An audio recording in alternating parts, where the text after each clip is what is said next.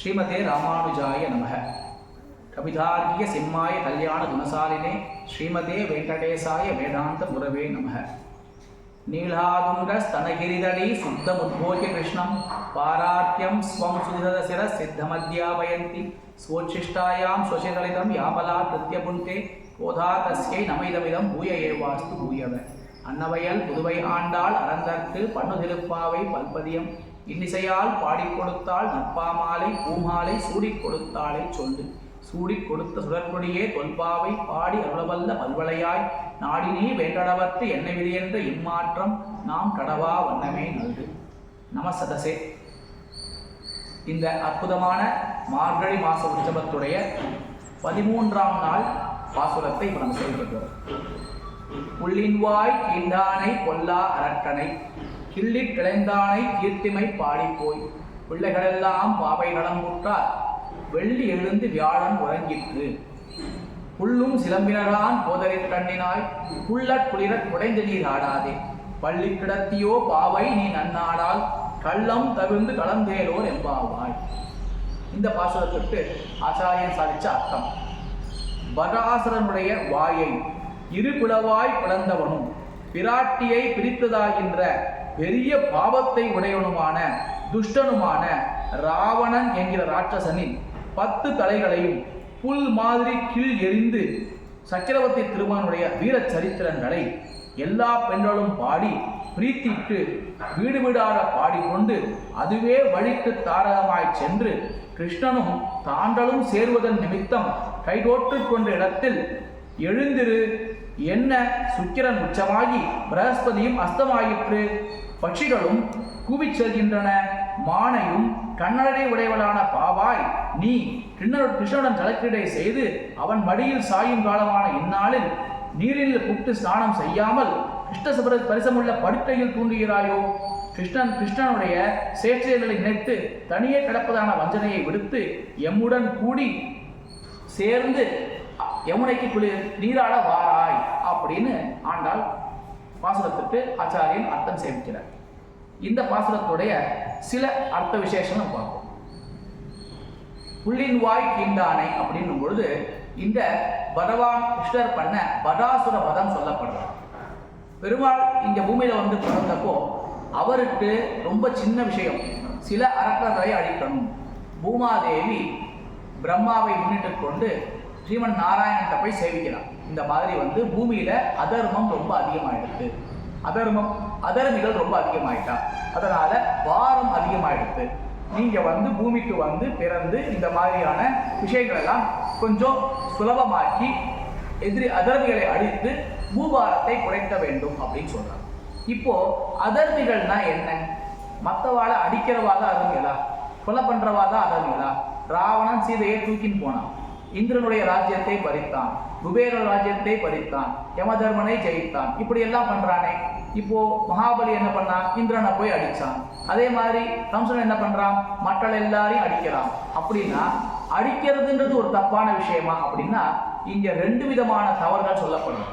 ஒண்ணு, அதாவது பக்தர்களுக்கு கஷ்டத்தை கொடுக்கக்கூடிய ராட்சசர்கள், இப்ப கம்சன் மாதிரி, பராசுரன் மாதிரி, ராவணன் மாதிரி, துரியோதனன் மாதிரி, இந்த மாதிரியான ராட்சசர்கள் இவரெல்லாம் என்ன பண்றா?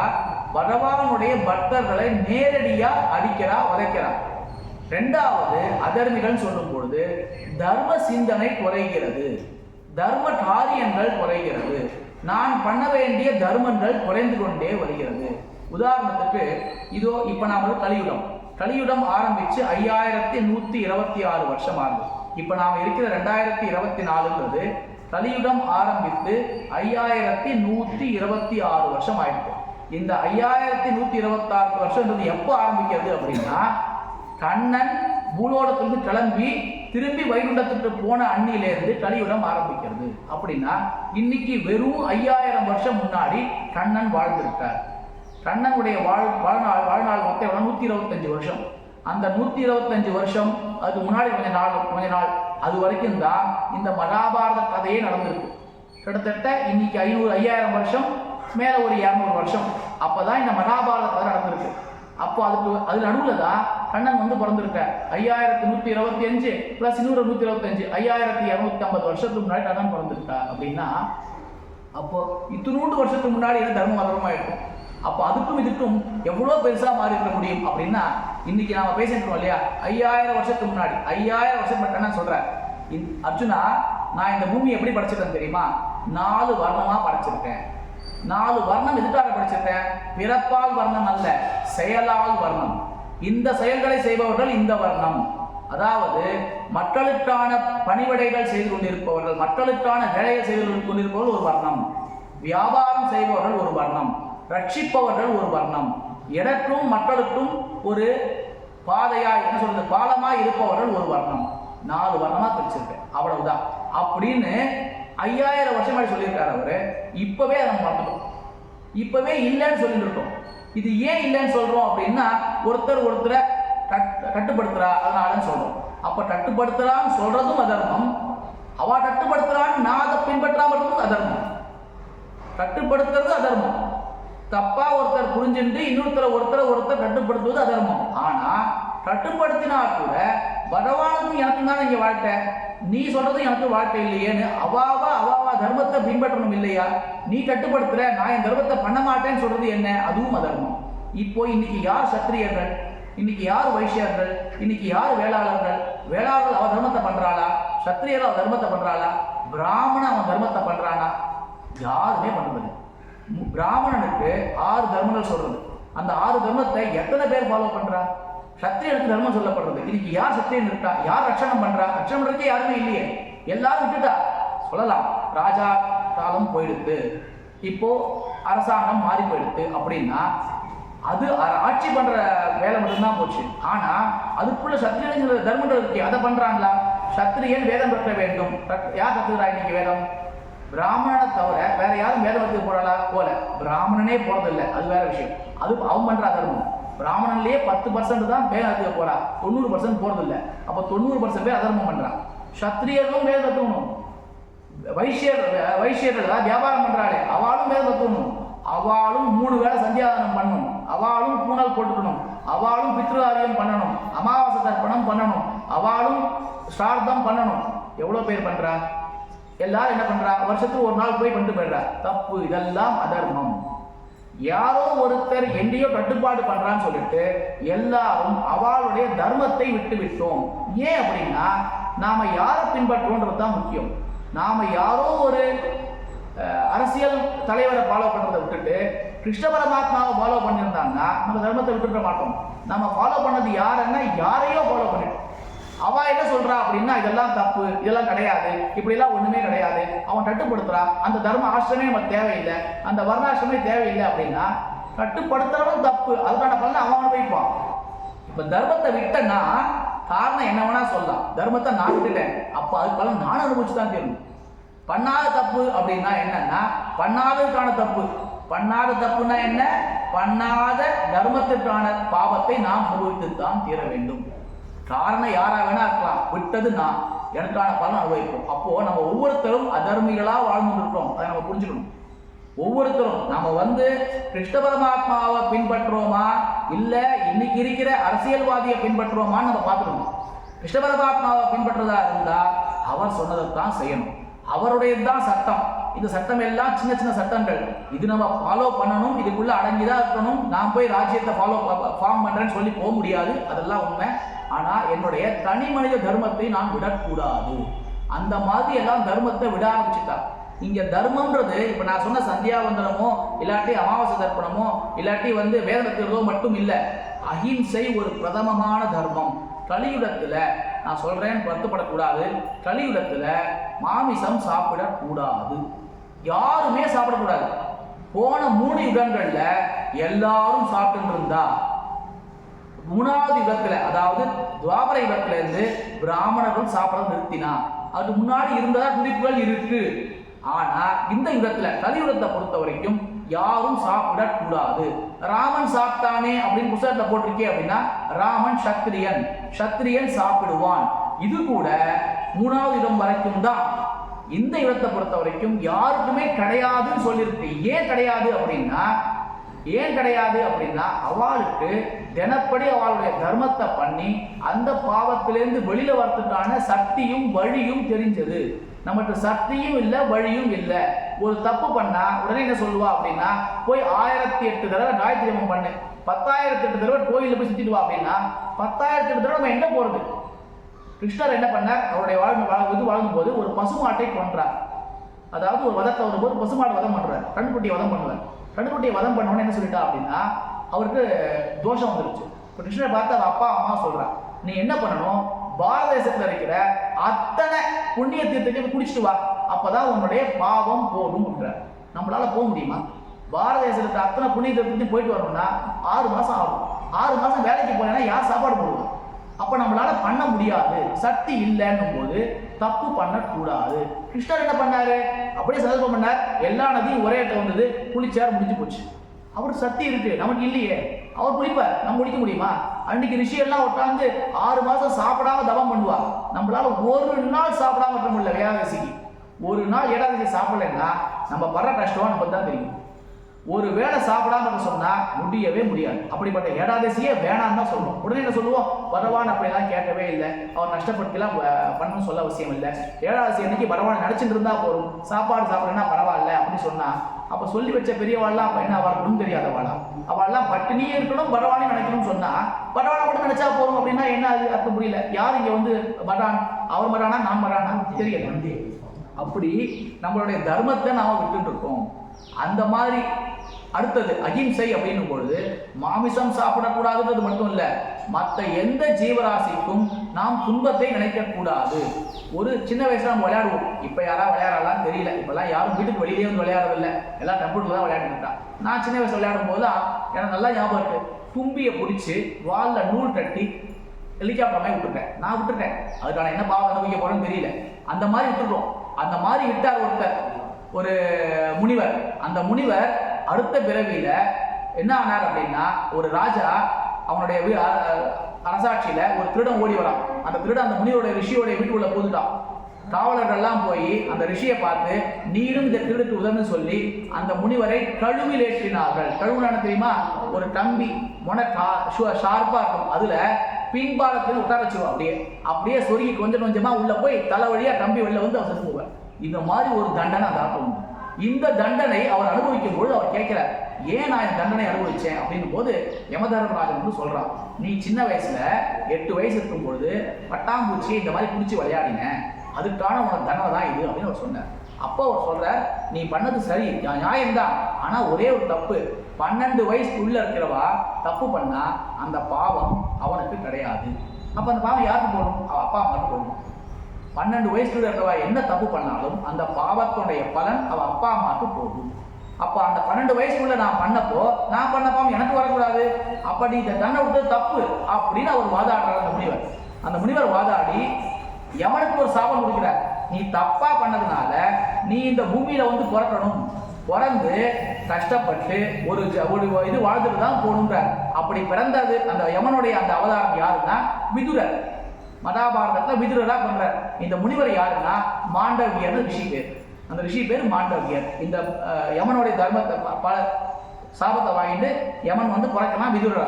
இது எதுக்காக சொல்றது அப்படின்னா, நாம சின்ன சின்ன விஷயங்கள் செய்யறோம், அகிம்சை அப்படின்னு சொல்றதா சொன்னான். குட்டி விஷயம், இந்த அகிம்சையை நான் பண்ணலைன்னா இவ்வளோ பெரிய பாவங்கள் நமக்கு சொல்லப்பட்டிருக்கு. நான் வந்து கிருஷ்ணர் பாபாவை பின்பற்றனே நானும் பண்ணினாலும் இதுதான் அப்படிங்கப்படி இந்த உலகத்துல. இந்த உலகத்துல நாம இங்க வாழறது பகவானுடைய கொடையின் கீழ் தான் வாழ்ந்துட்டு இருக்கோம். அதுக்கு கீழே 1000 கொடைகள் இருக்கலாம்.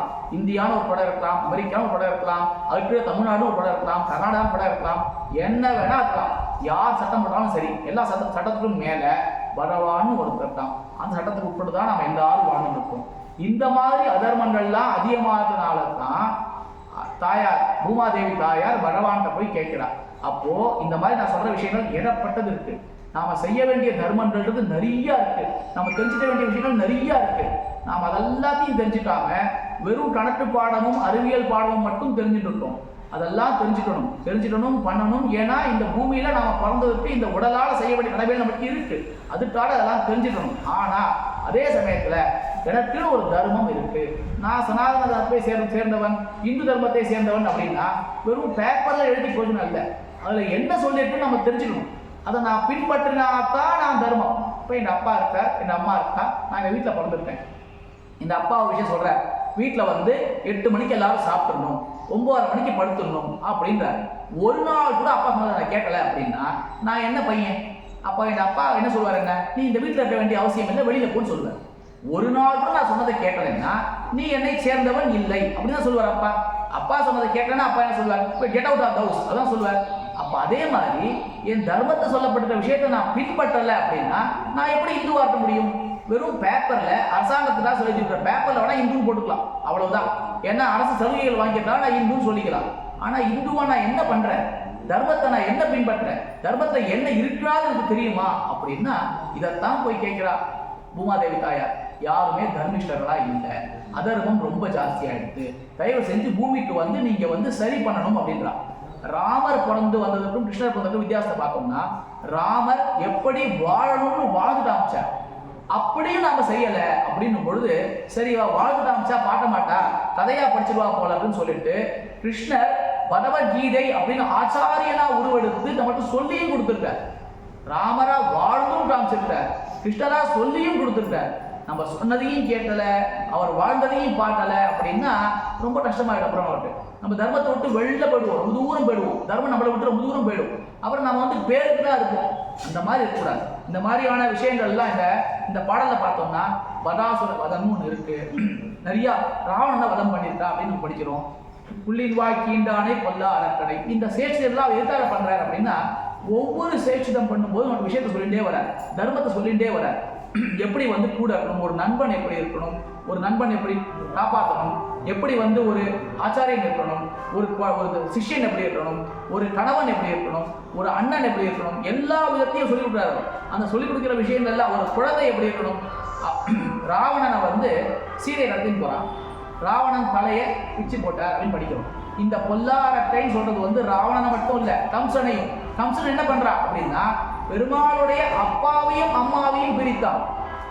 அப்போ அவன் பண்ண தப்பு என்ன, பெருமாளுடைய அப்பாவையும் அம்மாவையும் பிரிக்கிறான். அப்போ ஒரு அப்பாவையும் அம்மாவையும் ஒருத்தன் வந்து இது பண்றான் அப்படின்னா ஒரு மகன் என்ன பண்ண வேண்டும் அப்படின்னா முதல்ல போய் எதிர்த்து நிற்கணும், அவனை தர்மத்தை நிலைநாட்டணும், நீதியை கேட்கணும்.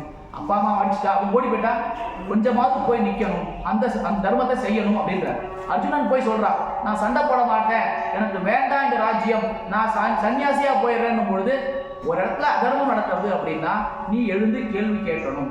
சத்திரியனா உனக்கு இது தர்மம், மனுஷ தர்மம்ன்றது ஒண்ணு, மனுஷனா கேள்வி கேட்கணும்னு ஒரு தர்மம். அது கூட எனக்கு சக்தி இல்லைன்னா ஒதுங்கி போடலாம்னு சொல்லலாம். ஆனா நீ சத்திரியனா இருக்கிற பட்சத்துல உன்னால முடியலனாலும் கேள்வி கேட்கணும். ஏன்னா சத்திரியனா நீ பிறந்துட்ட. இப்போ எனக்கு பிறப்பு வேணாம் யாராவது சொல்லுவாளா? வேற ஒரு பிறவியில பிறக்கும் பொழுது அது அவளுக்கு கிடைச்சிருக்கு எனக்கு வேணும்னு கேட்கிறவா, இந்த பிறவி இப்ப வந்தா சண்டை போடணும்னு சொன்னா வேணான்னு சொன்னோமா, இந்த பிறவி மட்டும் வேணான்னு சொல்லுவோமா? அப்படிதான் உட்காந்து. அந்த மாதிரி இந்த பரவாயில்ல. இப்ப அந்த மாதிரி நாம வந்து தர்மத்தை தெரிஞ்சுக்கணும். ஒவ்வொருத்தரும் நான் சத்திரியனா, வைஷ்யனா, வேளாளனா, பிராமணனா அப்படின்ட்டு தெரிஞ்சுக்கணும். தெரிஞ்ச தர்மம் என்ன அப்படின்னா அதை நம்ம பின்பற்ற வேண்டும். பண்ணினாதான் கிருஷ்ணருக்கு பிடிச்ச மாதிரி இருப்போம். இல்லாட்டி இன்னைக்கு இங்க இருக்கிற ஒரு 4 பேருக்கு பிடிச்சவாளா இருப்போம், கிருஷ்ணருக்கு பிடிக்காது.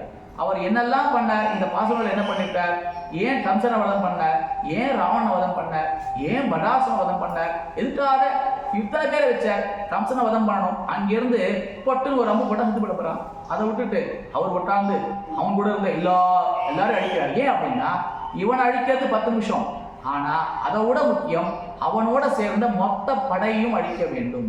எல்லாரையும் அழிக்கணுன்றாதான் ஒருத்தரா வர வச்சார். முதல்ல பூதனை வர வைக்கிறார், சரடாசுரன் வர வைக்கிறார், பிரளம்பாசுரன் வர வைக்கிறார், சரடாசுரன் இன்னொரு அசுரன் வர வைக்கிறார், படாசுரன் வர வைக்கிறார். இப்படி ஒவ்வொருத்தனா வர வச்சு கடைசியில் கம்சனை வதம் பண்றார். இதே மாதிரி இன்னொருத்தனையும் வதம் பண்ணார். யார் அப்படின்னா அதுதான் வந்து மன்னிச்சுக்கொண்ட பார்த்துக்கிறவங்க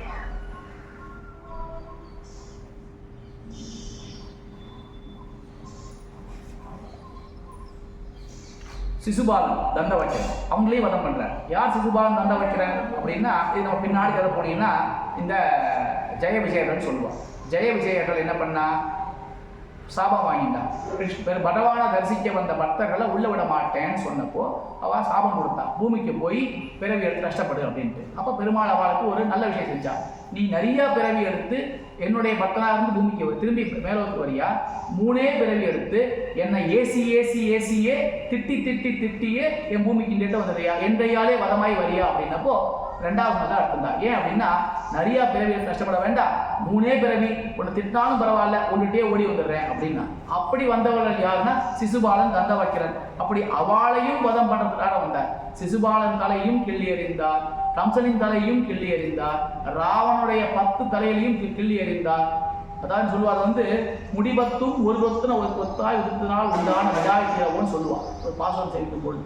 அதாவது 10 தலைகளையும் ஒரே அம்பால் வெட்டி எறிந்தவன் ராமன்.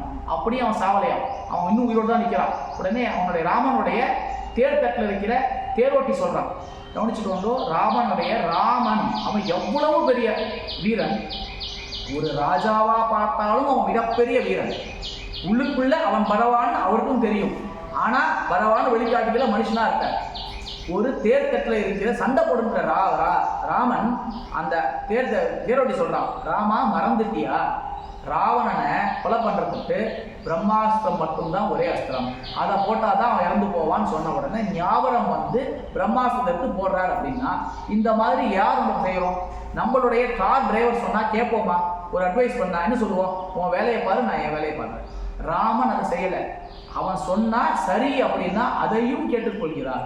அந்த மாதிரியான விஷயத்தை நாம தெரிஞ்சுக்கணும். இதெல்லாம் தெரிஞ்சுக்கிறதுக்காக தான் ஆண்டாள் இந்த மாதிரி நம்மளை 30 நாளும் வர வச்சு பாசுரங்களை சொல்றா. அவ பாசுரங்களை வந்தது கல்யாணம் பண்ணிக்கிறதுக்காக மட்டும் இல்லை, அவ ஏற்கனவே கல்யாணம் பண்ணிட்டவ தான், ஏற்கனவே பகவானுடைய தாயார் தான். அவ நமக்காக தான் இந்த பூமிக்கு இந்த மாதிரி விஷயத்தெல்லாம் சொல்லி நமக்காக நல்ல விஷயம் சொல்லியிருக்கா. இதை நாம கேட்கணும், தெரிஞ்சுக்கணும். கொஞ்சமாவது நேரம் செலவழித்து நல்ல விஷயங்கள் என்னன்னு நம்ம தெரிஞ்சுட்டு முடிஞ்ச வரைக்கும் நாமளும் கைங்கரியம் செய்யறதுக்கு எப்பப்பெல்லாம் முடியறதோ அதை செய்யணும். தர்மத்தின் வழி ஈடுபட வேண்டும் முடிஞ்ச வரைக்கும் அப்படின்றத ஆண்டாளுடைய திருவடியை முடித்துக் கொண்டு பகவானை பிரார்த்தித்துக் கொள்கிறேன். இன்னைக்கு பிராசத்தை செய்வோம். உள்ளின்வாய் கீண்டானை கொல்லா அரட்டனை கிள்ளி கிளைந்தானை கீர்த்திமை பாடி போய் பிள்ளைகளெல்லாம் அவை நலமுட்டார் வெள்ளி எழுந்து வியாழன் உறங்கிற்று உள்ளும் சிலம்பினரான் போதரை கண்ணினாய் உள்ள குளிரக் குடைந்திருக்கிறாரே பள்ளி கிடத்தியோ பாவையை நன்னாளா கள்ளம் தவிர்ந்து குழந்தேரோர் என்பாவாய். ஆண்டாள் திருவடிகளே ஸ்ரீமதே ராமானுஜாய நமः.